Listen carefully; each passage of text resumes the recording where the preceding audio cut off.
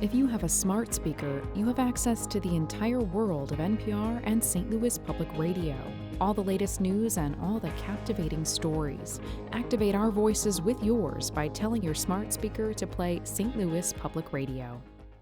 From St. Louis Public Radio, this is Politically Speaking. Between the state's budget, spending federal dollars from the American Rescue Plan Act, and redistricting, Missouri legislators will have more on their plates than usual when the 2022 general legislative session begins.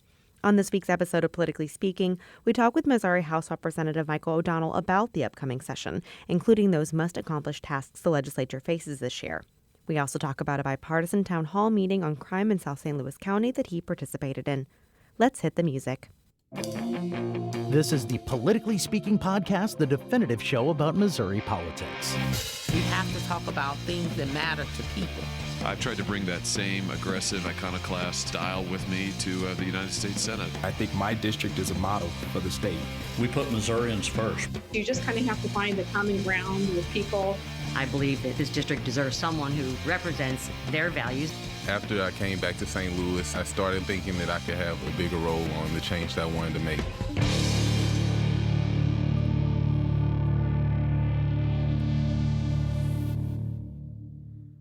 Hello and welcome to Politically Speaking. I'm your host, State House and Politics reporter Sarah Kellogg. Joining me is my co-host. He's the political correspondent for St. Louis Public Radio, Jason Rosenbaum. We're back in our respective cities this week. I'm back talking via Zoom. You're in St. Louis. I'm in Jefferson City. I guess the universe has realigned itself. So joining us in the studio at St. Louis Public Radio, he is the state representative for the 95th District, which covers part of St. Louis County, Michael O'Donnell. So welcome to the show. Since we're apparently continuing our streak of having first-time guests on the show, we'd love for you to tell our listeners about you. Why did you get into politics, and talk about your district a little bit. Sure. So a little bit about my background. My background's in investing, and I'm a municipal bond trader for an investment firm headquartered here in St. Louis. I've been doing that for 30 years. It's kind of fun because you think of it from the investment side and things like that, but the added value, I believe, is that it's in the municipal finance area. So it's something that we deal with in the legislature, whether it's state finances, school districts, fire districts, turnpike authorities, whatever. I get to see that kind of stuff. Yeah, this is a really nerdy observation. But do you realize the irony that you're a municipal bond trader and most of your district is unincorporated? It is kind of ironic. You're right. Because funny. It's mainly like the Oakville area, correct, which you represent. Correct, which most people think is its own municipality or its own town, but it doesn't exist. Oh, it is not. If you were around during the Oakville Senior Living Facility fiasco, I was, you found out very quickly Oakville is not a municipality. Correct. But continue, Representative. Yeah. So that's what I've been doing for 30 years. That being in that industry actually led me to, you had talked about my bio earlier, led me to actually being in the military. I kind of have a backwards way of getting there. But my firm had me in New York on 9/11. My plans for that day were to be out in New England, to be out on Long Island visiting one of our branches. And then my plans for the afternoon were to head downtown to the World Trade Center to see a guy that I had traded with for about 8 years, gotten to be good friends with, Carl Smith, at a firm called Cantor Fitzgerald. He was on the 104th floor of Tower 1. And needless to say, Carl didn't come home that day, and I came home from that feeling like I should be doing something, and ended up enlisting in the United States Navy with the hope of doing ground intelligence, working with ground forces in Iraq and Afghanistan, and actually ended up getting to do that, spend some time there. Other aspects of my bio, wife and 2 children. I have a son that's a junior in college and a daughter that's in between undergrad and grad school. She's taken a year off just to kind of save some money. My wife and I have been married for 25 years and lived in the Oakville area that entire time. So you decided to run in 2018 after Marcia Hafner termed out. And we've had her on the show a couple of times. Mm-hmm. Yeah. So she's explained that this district used to be a slightly Democratic-leaning district. Then it kind of turned into a swing district. And now I think it's a firmly Republican district. Like Oakville is the one part of South County that has gone just crazily Republican in the last 10 years. And what I usually tell people is, and she's exactly right, that it did make that shift. When, people say, "Oh, you're in St. Louis County, you must have a really tough time, with getting elected, getting reelected." And I tell them, don't look at the boundaries, but look at the area. I would suggest that politically, Oakville has gotten to be more like Jefferson County and less like St. Louis County. I would say that's probably the better way of looking at it. So you're about to start your fourth session as a legislator in the 2022 session. What are some kind of general reflections you've had coming into this and being a lawmaker? I would say, and I would tell people who are looking from the outside, one of the concerns I had was you look at the world that we're in and really the toxicity of the political environment. And I was concerned it was going to be just like that in the legislature, that there was going to be this constant political bickering and really kind of pettiness and nastiness that we see that seems to get a lot of attention in the public realm, and it's just not there. I mean, there's 163 of us, most of the time. Usually we've got a few vacancies, but there's this great interaction. There are plenty of Democrats that I have great conversations with, guys like Steve Butts or Don Berenger or some of the other St. Louis or even Kansas City side reps, and it's not political. It's not nasty. It's not toxic. These people are no different than me in that they're just there to represent their community, to do what's right for their community, and really kind of help Missourians. So that to me was a nice relief that really made the environment more enjoyable and the whole experience more enjoyable. Speaking of session, this was a very deliberate question on my part, so we can get into our first topic, which is the upcoming 2022 legislative session. So what are your overall impressions on how you think this session is going to go? Oh, man. It's tough, and it seems like there are so many potentials for conflict. And it just, you pick any of them. You look at the way veto session ended in the Senate. It was really, it felt like it got a little personal. And that, to me, I'm concerned that carries over. I hope that those folks can come together and put the past behind them and move forward for Missourians, but it's tough to say. And then you put some real challenging things, and it's not that this session's going to be, any different or any more special than other sessions, but typically we're always proud to say we have one constitutional responsibility, and that's passing the budget. This time we have two things that we have to do, and that's the budget as always, but we also have to do redistricting. And I think that is going to, the fact that, and Jason's laughing, but the fact that that's forced at the front end of session, I think is going to really create a crazy dynamic. Because if you think about how session's been, and granted I've only been there 3 years, it builds to a crescendo, right? Do you think it was a mistake for the governor not to call a special session on redistricting? I'm not sure what the method to the madness behind the governor's decision to do that. I'm kind of interested to see how it's going to pan out because, like I said, I feel like we always build to this crescendo at the very end. But man, we're going to have to get the ground running, and there's going to be some there's going to be some political battles that go on that are pretty significant, pretty meaningful to people.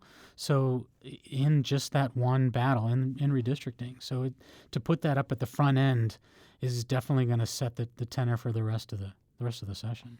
There are a lot of these kind of must-accomplish tasks. It is, redistricting, but also allocating funds from the American Rescue Plan Act. Not only do you have a budget, you have billions of dollars that you need to allocate. And there's also, people running for office. What do you believe is the best way to tackle these hurdles that have to be accomplished. Right. Yeah. And the way I've described it to people is you take a monopoly board where people have been playing for several rounds, and you've got all this money and all these pieces and houses and hotels on it, and you just throw it up in the air because you have.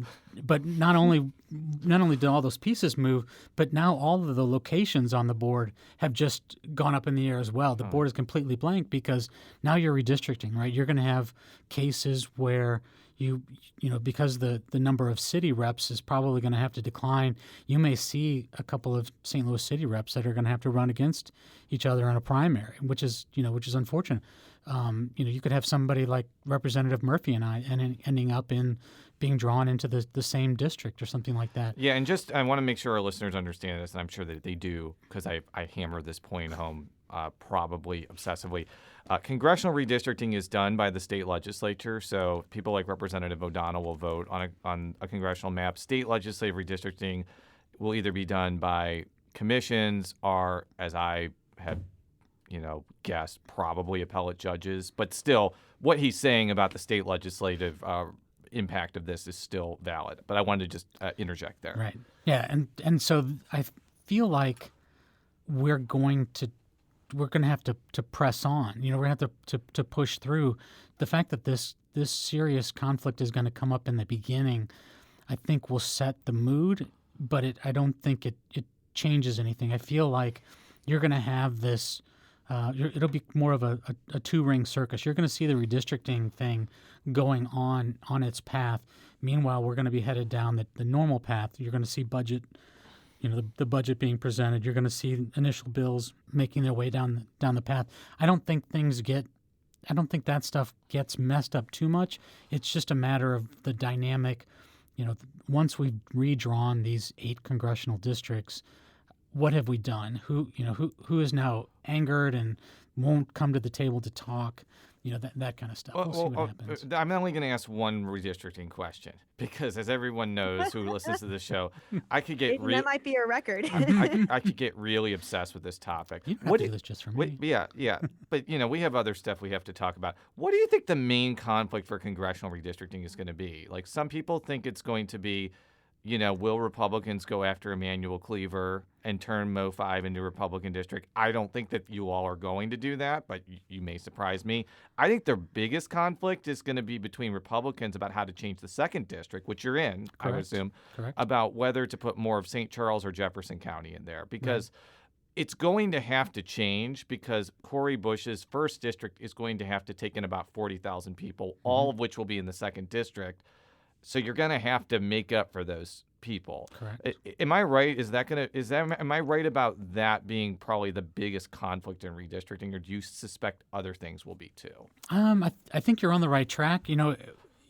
The fun topic always, right, is 7-1, 6-2. What's the plan? My concern is, I'm a 6-2 fan. My concern is, do Republicans now look at Virginia and the tightness of the New Jersey governor's race and say, hey, this is in our favor. We could win 7-1. We could win 7-1. I've managed risk all my life, and it makes me nervous to get greedy.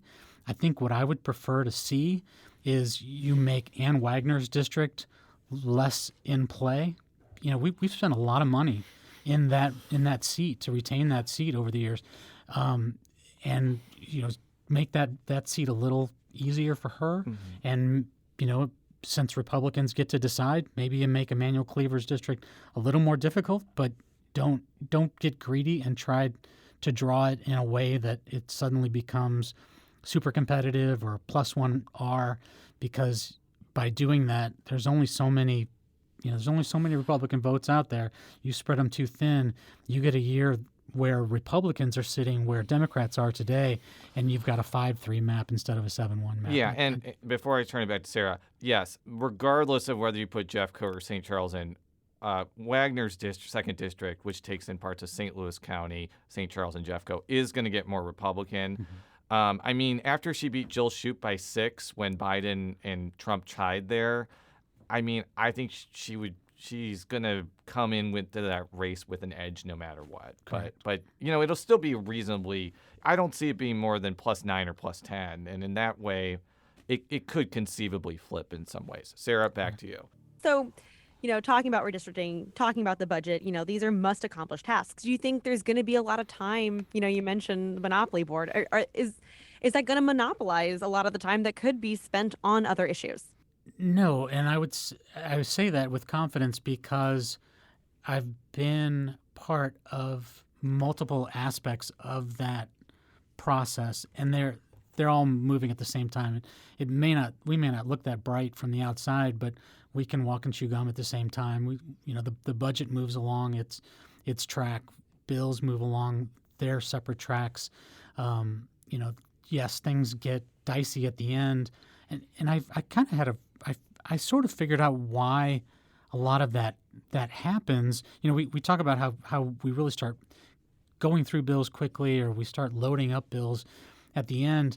And I started looking through bills and the actions on bills that actually end up passing. And, I think people from the outside look at it and say, well, just pass the bill out of the House, pass the bill out of the Senate, and send it over to the governor. But if you actually looked at the detail of how that bill made it through the process, every time I thought the bill that I passed last session was done and we were ready to finally pass it, it met another hurdle. It had to go through another process. It had to go back to a committee, or it had to go to another committee, or it had to go to conference committee. The process takes so long, and I feel like that's not going to change.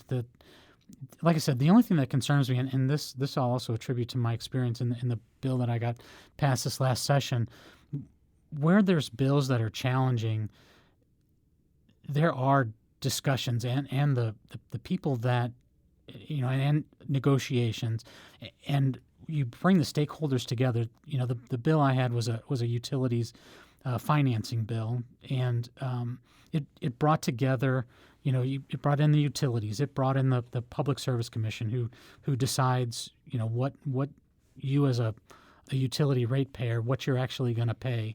It brought in the industrials. We had, the finance side of things. You had all of these people at the table, that one senator would express a concern, and they would work out the details of that solution, or how to arrive at a solution. And I feel like all of those things happen away from away from the conflicts that you might see during the session. My only concern is that some of those negotiations don't happen because personalities won't let them. That's the only area that I would have some concerns going forward. Are there kind of any particular bills, topics, issues that you expect to see this upcoming session? And then are any of these kind of ghosts from sessions past, like maybe issues that made it across one chamber but not the other, or bills that were kind of close but just ran out of time? Let's see. I think one that and this won't surprise anyone, the bills that the House got out of elections on voter ID and IP reform. No surprise that I would expect that those will be back.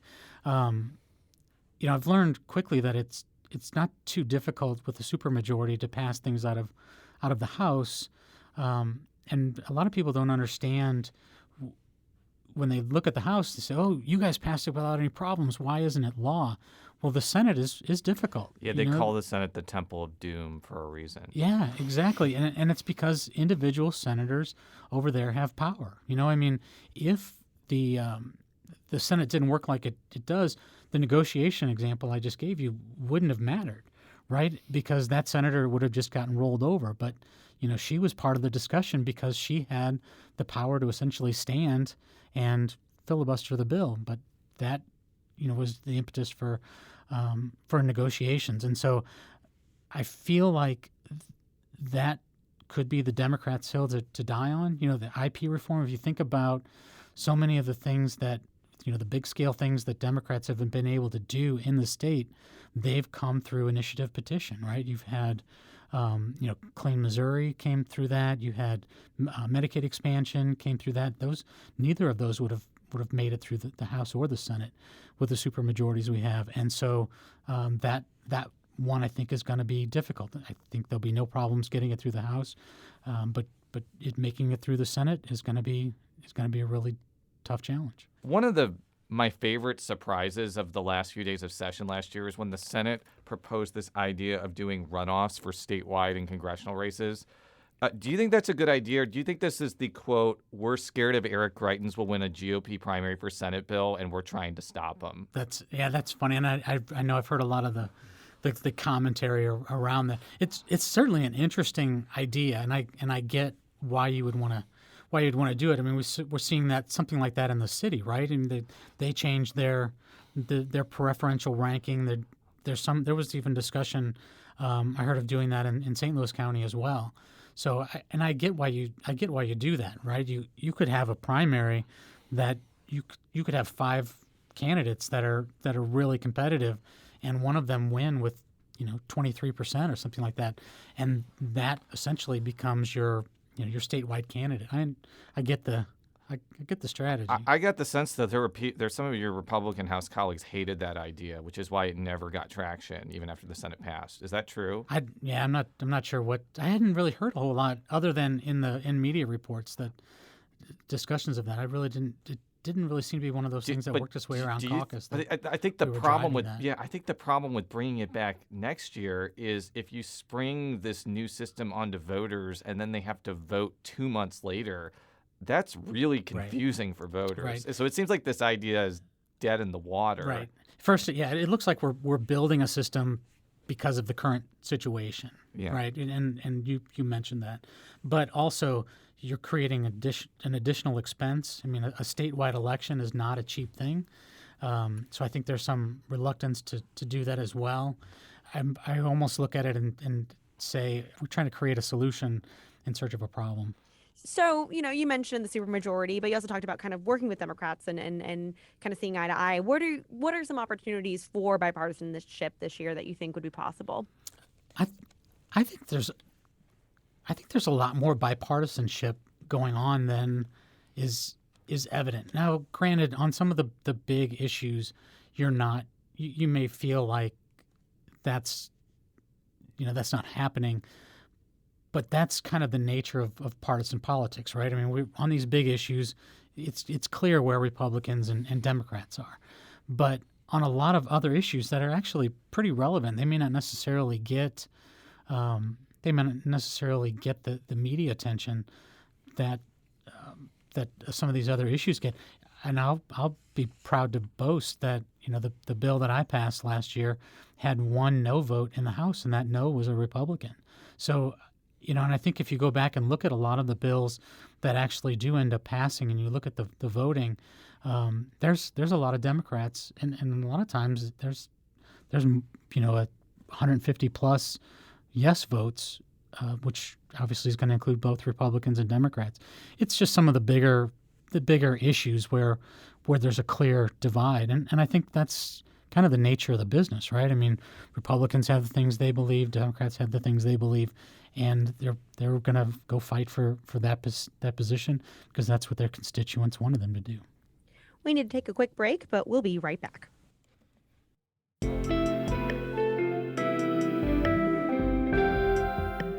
The Gateway brings you the day's news each weekday from around the St. Louis region and the state capitals in Jefferson City. Our schools are accredited. We don't need this bill. And Springfield. How many more years must pass before lawmakers see time is of the essence? I'm Abby Larico. Join me each weekday for The Gateway on the STLPR app or wherever you get podcasts.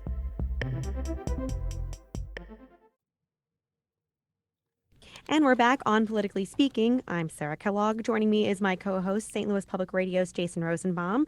And our guest this week is Representative Mike O'Donnell, who represents the 95th District, which covers part of St. Louis County. And he is joining Jason in the studio. So, Representative, our next series of questions is on a town hall meeting you attended. And Jason, this is more, your topic. So yeah. Go ahead. Start asking questions. So I was scrolling through the Twitterverse, I think, over the weekend, and I saw that you, Representative Murphy, his son, Jamie Murphy, who works for Senator Wheeland, who I've known for a long time, and St. Louis prosecutor Wesley Bell were holding a pretty well-attended town hall meeting in South St. Louis County about car break-ins. How did this come about, and what was basically the point of this meeting? So I would say it started just if you watch your local social media feed and you see what's going on, a lot of what was being talked about was some of the crime that people are capturing on their Ring doorbells, just to give an example. And the one that really caught a lot of news media attention was the group walking into someone's garage past their outdoor camera and someone pulling out a rifle. And that really got a lot of attention and got a lot of buzz. And Jim Murphy reached out to me and said, "Hey, you think maybe we could do a town hall meeting and get the St. Louis, the South County precinct captain, and just let people kind of hear what they're doing about this sort of thing." And I said, "That sounds great, Murph. Let's do it. Let's go for it." And so he had arranged that, and I think he ended up running into Wesley Bell at some event, and he mentioned, we're having another one of these town hall meetings. And we had done one with Wesley Bell early on in our first term, and he came out just to talk to South residents in Murphy's in my district. And so Jim invited him back, and he came out. And I think that was a great thing for him to do, just because this is just as much his space as it is the police, right? Yeah. I mean, the police can arrest people, but that's not the end of the process. You have to have a prosecutor that's actually taking that police report and, building a case and convicting or getting some kind of conviction out of it. And he's doing that. And the police and Prosecutor Bell sounded like, as they were talking at the town hall, they were very much on the same page. They're very much focused on curbing this crime, because it's really, and the South County precinct captain Schneider really stressed that this was in fact a surge. It wasn't just a social media hype that brought a lot of attention to a few incidences. They were in fact seeing a surge in South County, and so the St. Louis County, not just that precinct, but the St. Louis County police force as a whole brought in extra resources to try to combat this. Did you feel that Prosecutor Bell and the officials from the St. Louis County Police Department had like an actual plan to deal with this, or do you think that they were just there to show up and to make an appearance rather than actually have a plan? Oh no, absolutely, 100% feel like they had a plan, and I feel that our constituents that were at that town hall had a feeling that they had a plan. And like I said, that they brought in the extra resources, both the police and the prosecutor bringing in the extra resources to deal with this situation. The police brought in a vehicle crime unit that looks at and processes these crimes, and then just the deliberate things that Prosecutor Bell's office was doing to prosecute these and expedite these cases. Yeah, and I think the reason it caught my attention when Sarah was talking about the bipartisan angle, we've actually had Representative Murphy on the show, and I think he said he likes Wesley Bell personally, but I think that he actually proposed legislation in the past critical of a lot of his policies. So the fact that, conservative Republicans and a Democratic prosecutor who's run on a reform platform can meet an audience of people that probably didn't vote for him in 2018 or probably not going to vote for him in 2022, and everybody leaves that meeting pretty satisfied. It's almost like this is kind of what you hope politicians should do on a baseline, but it doesn't seem to happen very often, so it has to be wow, this is a cool moment. In some ways, it's kind of sad that I'm saying that, but it's the reality. But it's the reality. But you're exactly right. I feel like this is how it is supposed to work. This is it's not he didn't come in with the big D on his chest, and I didn't come in with a big R on my chest. He came in as the prosecuting attorney. Police officers came in as police officers. Murphy and I came in as state officials, and there was a problem in our community. I feel like once you get past acknowledging that there's a problem, everybody does their job. And I think that may have been the initial concern with Wesley Bell. I think one of the things, and I remember when Murphy was proposing his legislation that first go-around, that was the point at which Wesley Bell had said something about not prosecuting deadbeat dads. And I think that got a lot of people's hackles up and concern. And I think that was the evolution of Murphy's concerns. But I think the prosecutor has laid some of those aside. He's prosecuting crime, and that's what needs to happen. You need to know if you're going to commit a crime in St. Louis County that the police are going to arrest you and that the prosecutor is going to prosecute you. If one of those two is missing, then we're going to have a crime problem in St. Louis County. What do you think the legislature can do to support agencies like the St. Louis County Police Department? There were several bills in the 2021 session that sought to do that from different perspectives, but, is there anything else that can be done, and if so, what? And that when Murphy brought up this idea of the town hall, I kind of had in my head, what can we do? What can I do as a legislator to change this? And my initial thought was I could create more laws, but I feel like, what I saw on video was already illegal. Right. I get concerned when we start to try to create more laws to overlay the laws that we already have. We could maybe do something to help with this may take us down a rabbit hole, but there's been a lot of concerns expressed about St. Louis County's Prop P, the sales tax. Oh, yeah. That the sales tax that was done, and really the way it was on the ballot was public safety, but the way the commercials read were you're gonna pay police more. We're gonna have 2 police in every car, and all of this stuff. And I think one of the takeaways from the town hall was the light went on for a lot of people that what you see on the commercial and what's actually in the bill that you're voting for are 2 very different things. I would be amenable to looking at something that might help St. Louis County get more of that money to the police as opposed to getting funneled off to some of these. And I'm not sure how much we can do there. Yeah. But that would be something I would be very supportive of. I would like to see more of that money going to police. I look at and let me put on my naval intelligence officer hat for a second. The police talked about how many officers they have on any patrol, on a patrol or on doing patrols during this high crime hour or these high crime hours that we were having in South County. And the first thing I look at as an intelligence officer is that police officer can only see what's around him. If you put a house in front of him, he can't see through it or around it or over it. But, in Iraq and Afghanistan, we used UAVs all the time, and we're seeing the use of UAVs, all unmanned aerial vehicles. So those are basically like drones. Like drones. Yeah. And just with cameras on them to see, especially at night, you can see that things are calm. There's not a lot of movement. So when you suddenly see a group of people walking down a subdivision street at 2:30 in the morning, that's something worth investigating.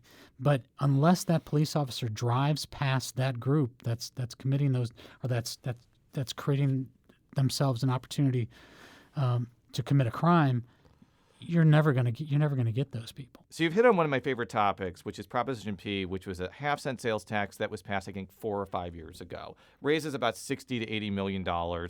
You're right. It was definitely messaged as we are going to provide more money for police. And it did provide more money for police, unquestionably. Maybe not as much as people wanted. Right. But you look at crime statistics, even though people like Steve Stenger, who's easy to dunk on for various reasons, said this was going to be transformational and how it was going to be a revolutionary way to deal with crime. Crime hasn't gone down in St. Louis County. So does this kind of run counter to the idea that just throwing more money toward a police agency is a way to fight crime? I understand maybe you may not want to decrease money, but this seems to be a telltale example of like increasing a police budget does not automatically lead to a safer St. Louis County. I'd be interested in your take on that. Well, I think, and I'll put this out there. It sounds contrary to what you might associate with my party label, but I was opposed to Prop P, and primarily because of the way it was worded. Do I want to see more funding for police? I absolutely do. But I felt like this had a lot of opportunity for misuse, misdirection of funds. I think tightening it up. I think it matters, though. I I feel like there's an opportunity for doing more. Granted, what did we pass this 3 or 4 years ago? Yeah. And there wasn't that's not a whole lot of time. I mean, we could expect that changes that have needed to be made or changes that are still in the works maybe haven't necessarily taken effect. Technology it can be slow to acquire and so forth. So I'm not as convinced that more money for the police is a bad thing.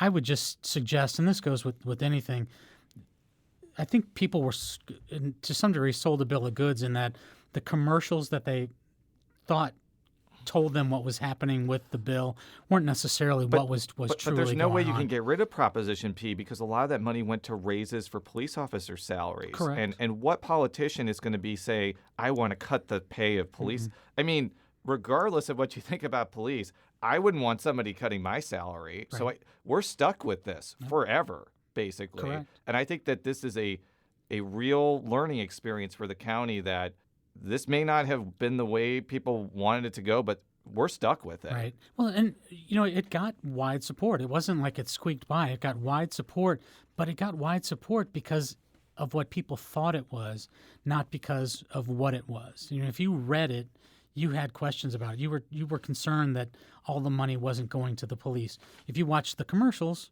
you felt like all the money was going to the police. That's why it got the resounding support. The community support for the police is strong. I can assure you that. I saw that at our town hall meeting. I would expect that you'll see a push from the citizens in St. Louis County to make sure that more of that money is properly directed, that they're going to tell their county councilman and county councilwoman, hey, I voted for that because that was going to send more money to the police, give police raises, put 2 police in every patrol car, buy technology to improve crime detection and so forth. I would expect a lot of pressure, and I would hope that the citizens of St. Louis County put some pressure on the county council and the county executive to make sure that money is actually going to where people expected it to go. Well, thank you so much, Representative O'Donnell, for joining us on the podcast to talk about both the upcoming session and giving your perspective on issues pertaining to St. Louis County. Politically Speaking is a product of St. Louis Public Radio, which is a part of the University of Missouri, St. Louis. You can follow me on Twitter at Sarah K. Kellogg. You can follow Jason on Twitter at J. Rosenbaum.